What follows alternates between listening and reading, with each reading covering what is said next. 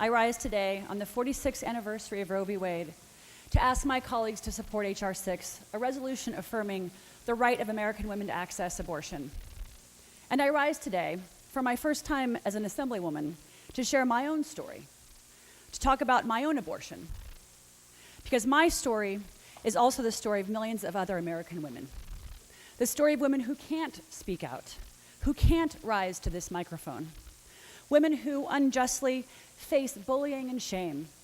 Women who unjustly struggle to even access abortion services in the first place. I think it's a fight every single day. If you look at what's happening across this country, and particularly with what Donald Trump's trying to do, we know that now is really critical that we have to stand up for a woman's right to access safe abortion. In the last decade, there's been over 400 laws passed across this country to reduce a woman's right to abortion.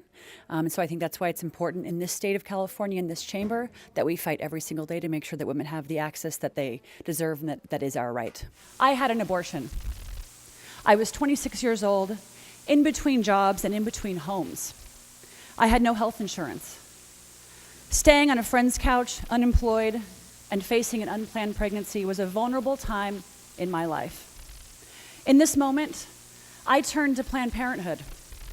I will never forget walking into that clinic in San Francisco. The unease I felt was met with acceptance and compassion by the staff.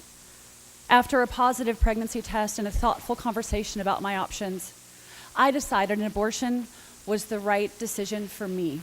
I know in California we're going to fight every single day, and I felt very compelled to tell my own personal story about the experiences that I've had, about the abortion that I had when I was 26, in an effort to also demystify it and to talk about the fact that it is ultimately a woman's right to choose, and whether women choose to have an abortion or not have an abortion, it is ultimately our decision to make, and that's what I think is most critical. 15 years later, I am an Assemblywoman, a wife, and the mother of a 2-year-old girl named Josephine.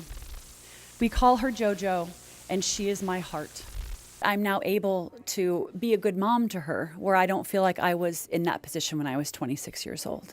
And so the ability for me to plan my family when I want to was very, very critical. I'm proud to share my story with you today, and I ask that you stand with me and support H.R. 6.